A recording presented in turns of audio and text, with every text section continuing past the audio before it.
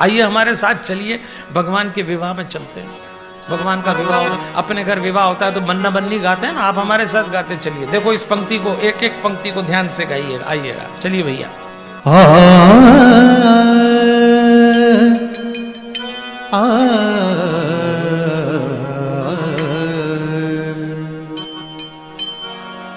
छोटी सी मुस्कान बहुत है, मन का दर्पण धोने को, मुस्काते जाओ और छोड़ो जीवन के रोने धोने को। अब छोड़ो उदासी का आलम, अंदर बाहर से मुस्काओ,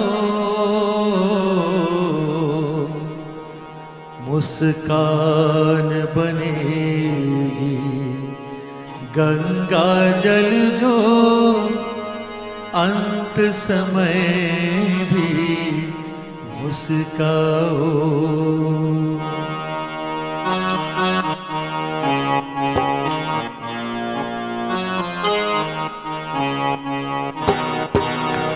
पल पल दिल ये ही बोले, कल होना है वो बोले। पल पल दिल ये ही बोले, कल होना है जो बोले। चलो सब को बताएं हम कि क्यों ना मुस्कुराएं हम। चलो सब भाई को बताएं हम कि क्यों ना मुस्कुराएं। पल पल दिल ये ही बोले, कल होना है वो बोले। पल पल दिल ये ही बोले, कल होना है जो बोले।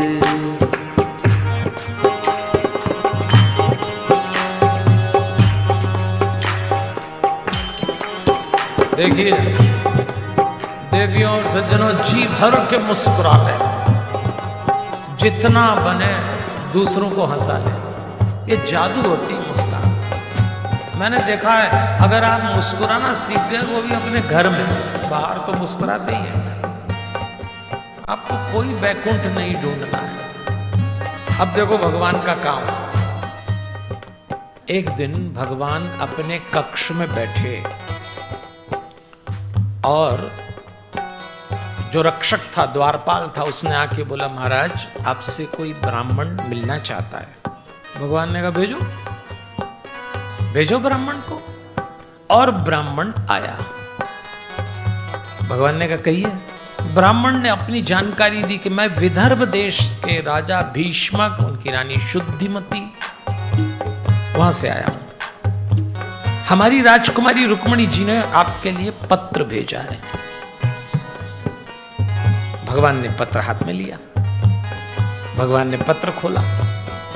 देवियों और सज्जनों, ये दुनिया का पहला लव लेटर था जो किसी ने किसी को लिखा।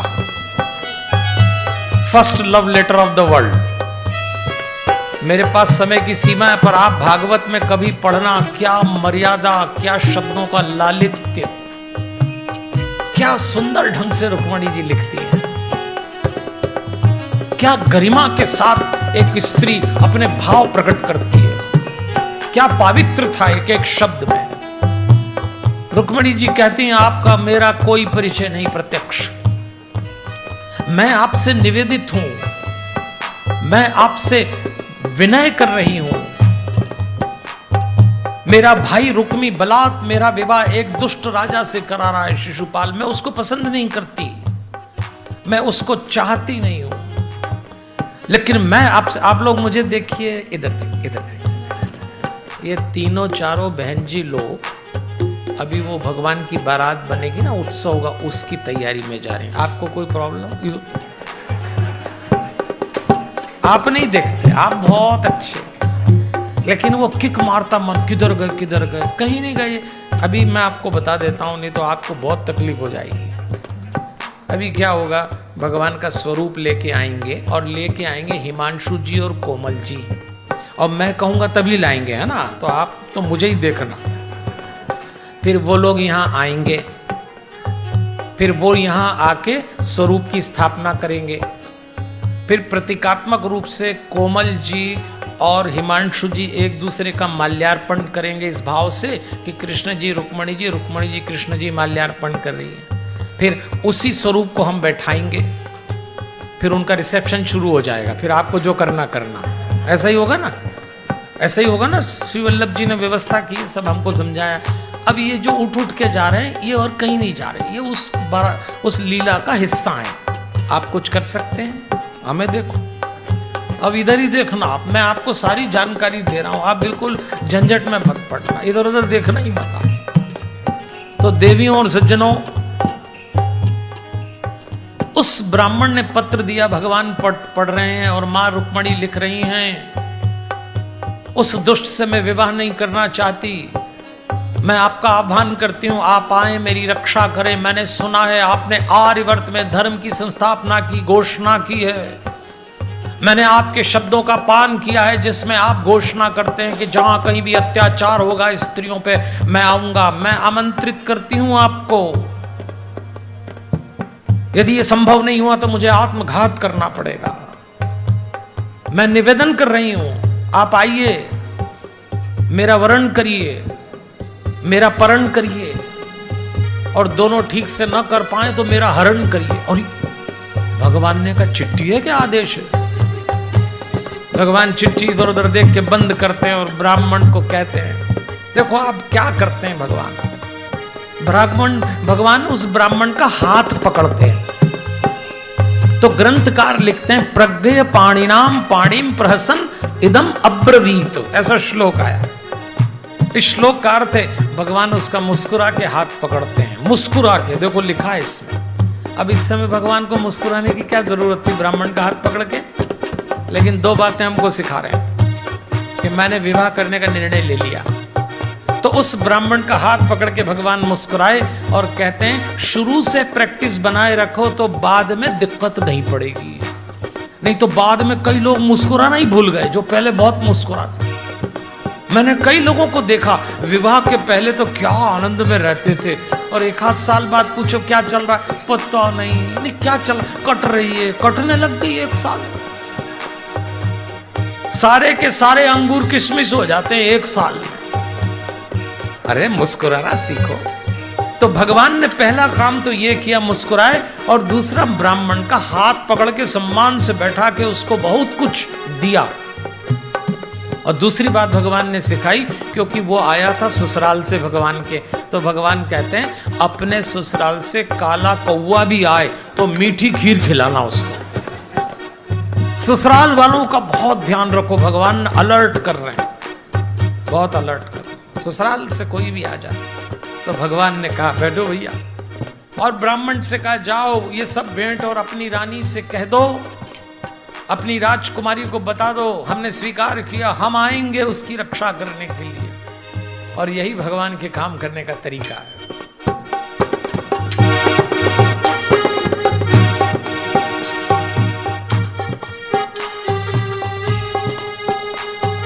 जी भर के मुस्कुरा ले, जितना बने हंसा ले, जी भर के मुस्कुरा ले, जितना बने हंसा ले। जादू है मुस्कुराहट, दुनिया को है संभाले।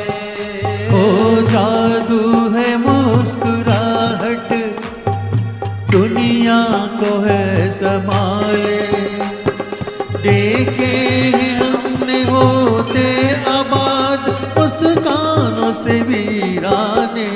चलो सब को बताएं हम कि क्यों ना मुस्कुराएं हम। चलो सब को बताएं हम कि क्यों ना मुस्कुराएं हम। पल भैया बहन जी को माता जी थोड़ी देर रुकिए, कोई गतिविधि मत करिए, थोड़ी देर बैठ जाइए। मैं कहूंगा जब ही करना, बैठ जाए, सब लोग बैठ जाए।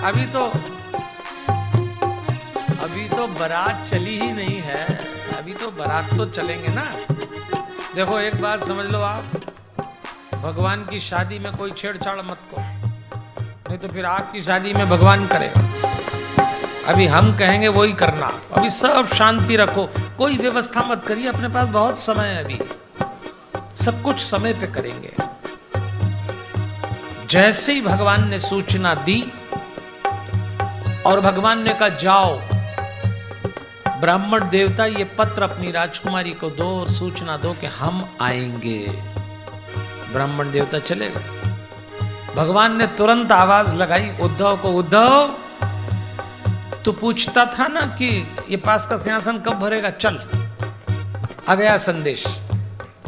उद्धव तो सीधा साधा आदमी एकदम खुश, दौड़ के गया, रथ पे बैठ गया। और जैसे उद्धव रथ पे बैठे कि उद्धव ने पीछे पलट के देखा तो रथ में बाण और तोणी रखे हुए, शारंग अजितंजय धनुष चक्र रखा हुआ, अग्नि कंकण रखे हुए, कौमुदी गदा रखी, सौनंद मूसल रखा, नंदक खड़क रखा हुआ, दुनिया भर के हथियार उस रथ के पीछे रखे। उद्धव तो सीधा साधा आदमी घबरा गया।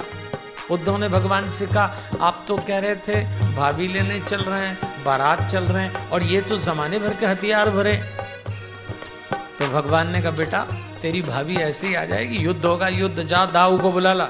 जैसा दूल्हा वैसी बारात। शिशुपाल रुक्मणी जी के सपनों में खोया हुआ। उसी समय सूचना मिली यदुवंशी आए हैं। सबने रुक्मी से कहा रुक्मी तेरी बहन के विवाह में यदुवंशी क्यों आए, ये कृष्ण यहां क्यों आया है? तो रुक्मी ने कहा आया होगा, स्वयंवर है, सब आ सकते हैं, वो भी आ सकता है। तब जरासंध ने कहा मेरी बात सुनो, मैंने 17 बार आक्रमण किया, 17 बार उसने हराया मुझको। 18वीं बार जब मैं सेना लेके गया वो दोनों भाई भाग गए। मुझे आज तक समझ नहीं आया कृष्ण भागा क्यों। जितने अच्छे से मैं कृष्ण को जानता हूं तुम कोई नहीं जानते। मैं जानता हूं कृष्ण को, यदि वो यहां आया है तो वो कृष्ण है, बिना किसी कारण कहीं जाता नहीं, और चला जाए तो बिना लिए आता नहीं, कुछ न कुछ उपद्रव करेगा। लेकिन सबने कहा क्या करेगा? रुक्मिणी ने कहा मैंने व्यवस्था कर रखी है। सब अपने काम पे लग गए। शिशुपाल खोया हुआ रुक्मिणी जी के विचारों में। तब जरासंध ने शिशुपाल से कंधे पे हाथ रख के कहा बेटा शिशुपाल तेरी तो शादी होने से रही है, मैं बता रहा हूं तेरा क्या होगा। उधर भगवान बार बार वो चिट्ठी खोल के देख रहे हैं जिसमें रुक्मिणी जी ने लिखा था जब आप आएंगे तो मैं 16 श्रृंगार में मंदिर आऊंगी, और जब मैं मंदिर दर्शन के बाहर निकलूंगी देवी जी के तो मैं आपको संकेत दूंगी, और मेरा संकेत पकड़ के। अब भगवान देख रहे हैं मंदिर कहाँ है। बलराम जी ने कहा अरे छोटे ये क्या बार बार चिट्ठी खोल के देखता है, बताता क्यों नहीं कहाँ चलना है? भगवान ने कहा इसी में तो लिखा है दाऊ के कहाँ चलना है, कहाँ मिलेगी, कहाँ से लेना है। बलराम जी ने कहा तेरी होने वाली घरवाली बड़ी समझदार है, सारी प्लानिंग करके पहले ही भेज दी, बिल्कुल ठीक मिल रही है, तुझको ऐसी मिलना चाहिए। भगवान देख रहे हैं। और उसी समय ग्रंथकार लिखते हैं हमारी मां 16 श्रृंगार में धीमे धीमे चली आ रही, मृदंग बज रहे हैं, शंख ढोल तुरही भेरी इनका स्वर गूंज रहा है, गवैये गा रहे हैं। मां पूजा करने आई, रत्न जड़ित अंगूठी से जगमगाते मैया के हाथ, अपनी सहेली का हाथ पकड़ा रुक्मिणी जी ने। बाहर निकली मंदिर से दर्शन करके, महावर से सजे नूपुर वाले पांव मां के, घुंघरू रुन झुन बोल रहे। राजहंस की गति से हमारी मां चल रही, सुगंधित वस्त्रालंकार पहने, जड़ाऊ करधनी है मां के पास, ऐसी शोभायमान हो रही। चंचल दृष्टि से मां देखती है, किशोर और तरुण अवस्था की उनकी संधि आयु, होठों पर मुस्कान थी। पूरी प्रकृति मोहित हो गई माँ की छवि देखकर। सुकुमार चरण धीरे धीरे आगे बढ़ा रही हैं। बाएं हाथ की उंगलियों से मुख पर लटकती हुई अपनी अलकें हटाई। माँ ने सजीली चितवन से देखा और माथे की बिंदिया की चमक से दूर भगवान को संकेत दिया, लो मैं आ गई हूँ। माँ ने जैसे ही घूंघट हटाया, सब लोगों ने नीचे गर्दन कर ली। राज स्त्री का मुखड़ा नहीं देखा जा सकता। भगवान को संकेत मिला, भगवान ने एड़ लगाई घोड़े में और घोड़ा दौड़ा और जैसे ही रथ आया, मंदिर की सीढ़ियों पे माँ खड़ी, भगवान ने हाथ बढ़ाया, माँ ने हाथ बढ़ाया। हाथ को संस्कृत में पानी कहते हैं। भगवान ने उछाल के माँ को पास में बैठाया, कहा लो हमारा पानी ग्रहण हो गया। जन्म जन्म से ये स्थान आपके लिए आरक्षित है देवी। जब मैं विष्णु हूँ तो आप लक्ष्मी हैं, जब मैं राम हूँ तो आप सीता हैं, जब मैं कृष्ण हूँ तो आप रुक्मणी हैं। बैठिए, हमारा जन्म जन्म का साथ। एड़ लगाई और जैसे ही रथ दौड़ा, शोर मचा, अपहरण हो गया, अपहरण हो गया। कृष्ण लेके भाग गया, सेनाएं दौड़ने लगी, युद्ध हो गया। भगवान ने कहा दाऊ मैं तो लेके जा रहा, तुम संभालना पीछे को। बलराम जी ने कहा जा छोटे, मैं खड़े। भगवान चल चुके। और देखो भगवान एक बात सिखाते हैं, जीवन में सदकार्य करना हो, परिवार बसाना हो, गृहस्थी चलाना हो तो धैर्य बहुत जरूरी है। कम बोलो। आज भारत के घर बोल के कारण टूट जाते हैं। लोगों का वाणी संयम चला गया। जितना कम बोलोगे घर उतना अच्छा बचेगा।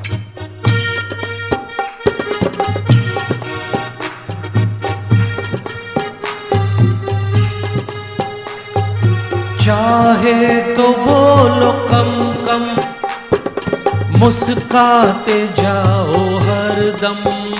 हो चाहो तो बोलो कम कम, मुस्काते जाओ हरदम। एक दिन तुम ही कहोगे मुस्कान में है दम खम। एक दिन तुम ही कहोगे मुस्कान में दमखम। अपनाया से लगो मुस्काने, चलो सब को बताएं हम कि क्यों ना मुस्कुराएं हम। चलो सब। अरे भैया बताएं आप बहुत प्यारे लोग। अरे मुस्कुराने का भजन तो मुस्कुरा के करिए। आपकी क्या समस्या है? बारात में चल रहे हो कि राम नाम सत्य गा रहे हैं? बारात चल रहा है। भगवान का रथ दौड़ा और जैसी जंगल में पहुंचा, भगवान ने देखा उनके रथ के आगे एक रथ आके रुका और वो था रुक्मी का, रुक्मणी जी के भाई का। ओ भगवान ने कहा रुक्मी आ गए।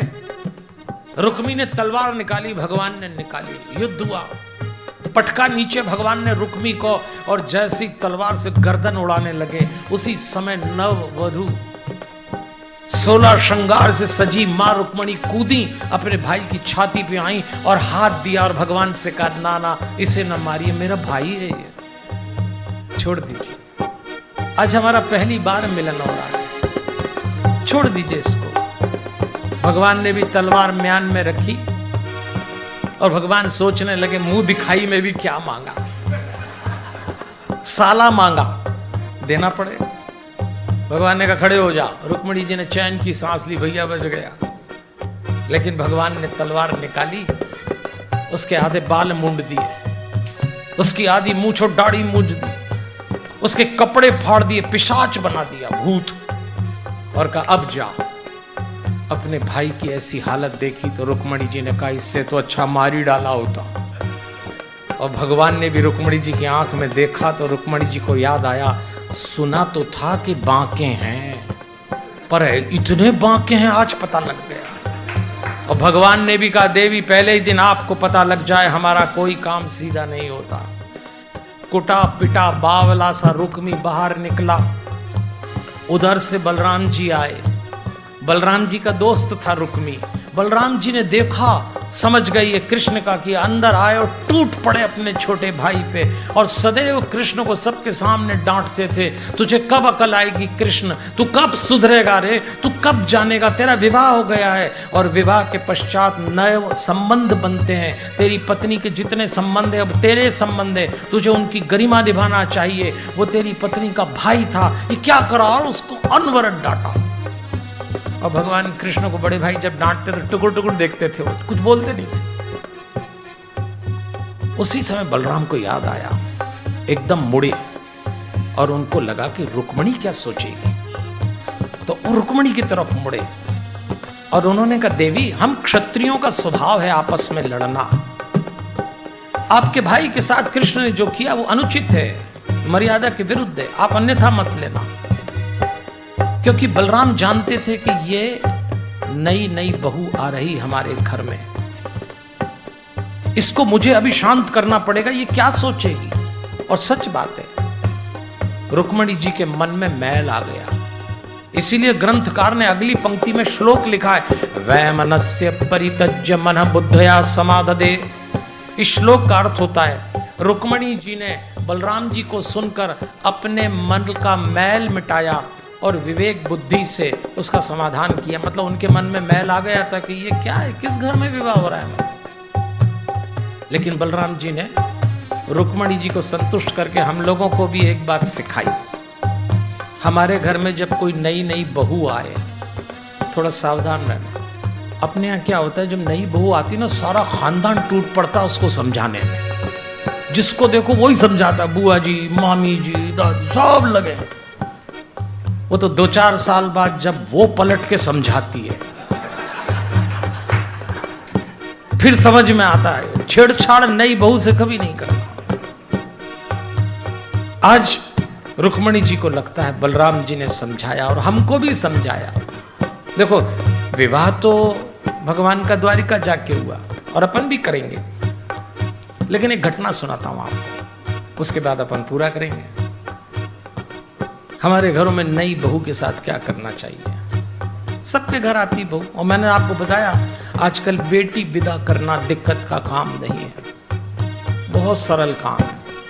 आपको सब मालूम है बेटी के लक्षण, देव दूसरे को संभालेगा, लेकिन बहू लाने में सब घबराते हैं। हमसे तो एक्स्ट्रा आशीर्वाद मांगते कई लोग, पंडित जी थोड़ा एक्स्ट्रा दो ना, बहू लाना। क्यों, बहू क्या खराब आती, जैसी तुमने रवाना करी वैसे सामने वाला तुम्हारे यहाँ रवाना कर रहा है, उसमें क्या दिक्कत है। लेकिन लोग क्यों डरते हैं। देखो हमारे पहचान का एक जोड़ा है मांगीलाल चंचला नाम का, मांगीलाल की शादी हो गई चंचला से। मांगीलाल की जो मां थी वो उस नगर की बहुत बड़ी राजनेता थी, बड़ा मान था उसका, और राजनेता थी तो उसने विचार किया कि बहू को पहले पहले दिन उसकी औकात बता दूं। तो जिस दिन पहले दिन डाइनिंग टेबल पे बहू पहली रसोई बनाती है तो सब लोग बैठते हैं, आज बहू के हाथ का भोजन है, पूरा ना बनाए तो हलवा बनाती है। चंचला भोजन बना रही, सब डाइनिंग टेबल पे बैठे। तो सासू जी ने विचार किया कि बहू को समझा दूं मैं अच्छे से। तो उसने कहा, देख चंचला तू बहू बन के आई है, पर एक बात समझ ले, हमारे खानदान का संबंध राजनीति से है, हमारे यहाँ सब राजनेता हुए। तो उसी भाषा में समझाने लगी, बोले मैं इस घर की प्रधानमंत्री, मेरा ही सब चलता, और तेरे जो ससुर जी हैं ये राष्ट्रपति हैं, केवल सील ही लगाते हैं, और तेरा पति फाइनेंस मिनिस्टर है, घर वो ही चलाएगा, और तेरा देवर खेल कूद मंत्री है, वो मौज मस्ती करे, और तेरी ननंद स्वास्थ्य मंत्री है, उसका सिर दुखे तो समझना पूरे सिर का घर का सिर दुख रहा है। सासू जी ने सोचा सारे महत्वपूर्ण पद पहले से ही बटे हुए हैं, तो उन्होंने कहा बहू बेटा अब तेरे को कौन सा पद दूं। औकात बताना चाहती थी अपनी कि बहू को औकात पता लग जाए कि कोई महत्वपूर्ण पद नहीं है। तो उन्होंने कहा बेटा सारे महत्वपूर्ण पहले से बटे हुए पद, अब बेटा तेरे को क्या दूं। पर चंचला भी आज के युग की चंचला थी, बहू थी, उसने हाथ जोड़ के बोला, सासू जी सारे महत्वपूर्ण पद आपको मुबारक, मैं तो विपक्ष की नेता बनना ही पसंद करूंगी। ताली बजाना तो बजा लो, आपको परेशानी क्या है। और जिस दिन घर में बहू विपक्ष की नेता बन जाए फिर मंत्रिमंडल भंग हो जाता है। फिर समझ बहू के साथ छेड़छाड़ नहीं करना चाहिए देवियों और सज्जनों। इसलिए मुस्कानों ने युग में इतिहास बनाए। मैं आपको फिर कहता हूं, जब मैं आपसे कहता हूं जरा मुस्कुराइए, तो मैं बिल्कुल आपसे ये नहीं कह रहा कि आप होठ खोलें, दांत दिखाएं। आंतरिक प्रसन्नता का नाम मुस्कान है। जरा मुस्कुराने का मतलब आप जैसा कोई नहीं। जरा मुस्कुराने का मतलब उसके भरोसे की जिंदगी। जरा मुस्कुराने का मतलब कुछ आप करें, कुछ होने दें। जरा मुस्कुराने का मतलब खुश रहें, खुश रखें। जरा मुस्कुराने का मतलब सर्वे भवन्तु सुखिना। जरा मुस्कुराने का मतलब रात गई बात गई। घर का सूत्र है। मुस्कान ने इतिहास बनाए। देखिए कितनी सुंदर बात के साथ भगवान अब बारात लेके प्रवेश कर रहे हैं। आइए,